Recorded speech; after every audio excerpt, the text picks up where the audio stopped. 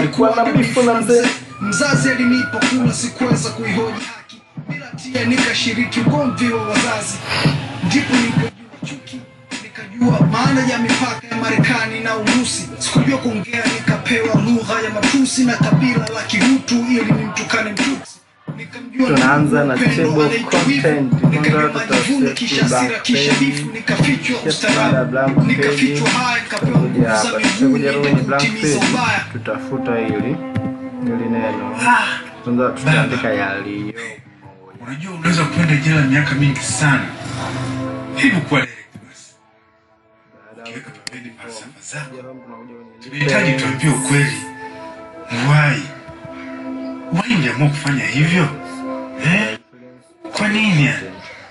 Asili imenipa macho na shukuru. Nione mabaya matamu, nione mazuri yanayonidhuru. Wazuri wanaojeremba ni wapende, ili nitoe jasho kisha nije niwape pesa wanitende. Jirani uko wapi?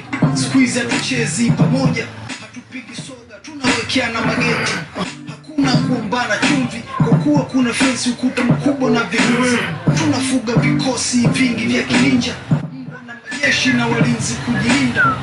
Mwanzo nilikuwa simba, sasa nafunga mlango, maana hata binadamu ananiwinda. Nimekubuu, nimekinai mauti, na mstari mwembamba kati ya uhai na mauti. Sikuchagua hasira au kinyongo kunishika, nikalambisha udongo watu sita. Wa kwanza nilimpiga risasi mara 3, sikuuliza maana kuvaa gwanda kama langu. Kiongozi akasema nisipigwe na bunduki.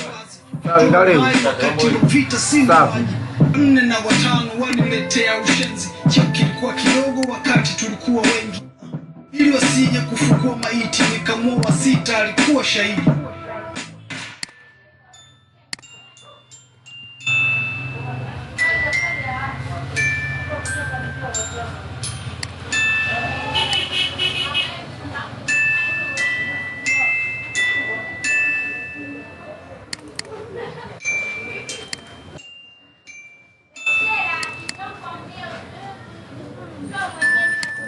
Baba, let me get this clear. Ni wewe kweli umefanya hivi? Na kama ni wewe, ni kwa nini ulifanya hivi? Unajua hatuwezi kukusaidia, sio dada Mori au kaka Levo, ikiwa tutajua the real story. Nilipozaliwa nilijua ulimwengu ndio utanionyesha dira. Sikujua dini wala kabila, sikuwa na itikadi, desturi. Kufikia hapo somo letu limekamilika.